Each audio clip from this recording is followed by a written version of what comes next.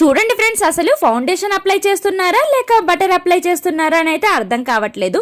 ఎంత ఫ్లాలెస్ గా బ్లెండ్ అయిపోతుందో కదా, అసలు స్కిన్ పైన ఫౌండేషన్ అప్లై చేసినట్లే లేదు.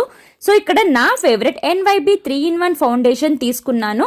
సో నాకు కూడా ఇలా బటర్స్ ఆఫ్ ఫౌండేషన్ యూజ్ చేయడం అయితే చాలా ఇష్టం అనమాట. సో చూస్తున్నారు కదా, ఏదో బటర్ అప్లై చేస్తున్నట్లే ఉంది. చాలా బాగా బ్లెండ్ అయిపోతుంది.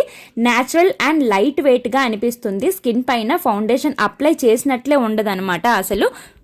అండ్ నెక్స్ట్ వచ్చేసి స్ట్రోబ్ క్రీమ్ అప్లై చేస్తున్నాను. దీని వల్ల గ్లాస్ లైక్ ఫినిష్ వస్తుంది. స్ట్రోబ్ క్రీమ్ వల్ల న్యాచురల్ గ్లో ఉంటుంది ఫేస్ పైన.